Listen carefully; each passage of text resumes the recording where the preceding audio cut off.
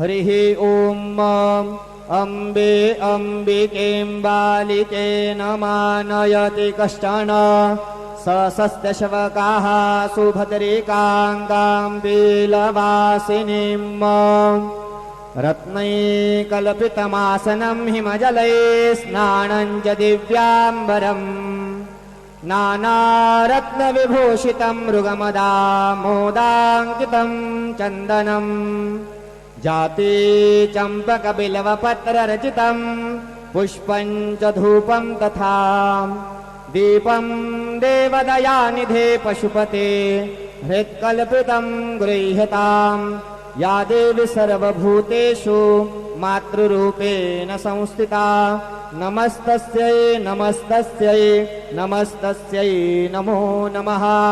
गुरुर्ब्रह्मा गुरुर्विष्णु गुरुर्देवो महेश्वरः गुरुस्साक्षात् परब्रह्म तस्मै श्री गुरवे नमः। सद्गुरु साईनाथ देवताभ्यो नमः। सायं पूजनार्थे दिव्यचन्दनं समर्पयामि। श्रीखण्डं चन्दनं दिव्यं गण्डाढ्यं सुमनोहरं विलेपनं सुरश्रेष्ठ चन्दनं प्रतिगृह्यताम्। चन्दनं समर्पयामि।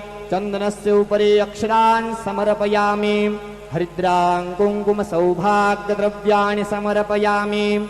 अहिरिवभोगैः परजेति बाहुञ्जाया हेतिं परिबाधमानः खड्गशो विश्वाभ्युना निविदवान् पुमां पुमाग्गुसं परिपातुविश्वतः। हरिद्रां कुङ्कुमसौभाग्यद्रव्याणि समर्पयामि। ऋतुकालोद्भवनानाविधपुष्पाणि समर्पयामि।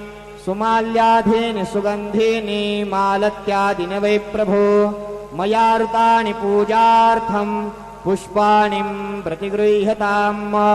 ऋतुकालोद्भवपुष्पं समर्पयामि। सद्गुरु साईनाथ देवताभ्यो नमः। उपहारनैवेद्यं निवेदयामि।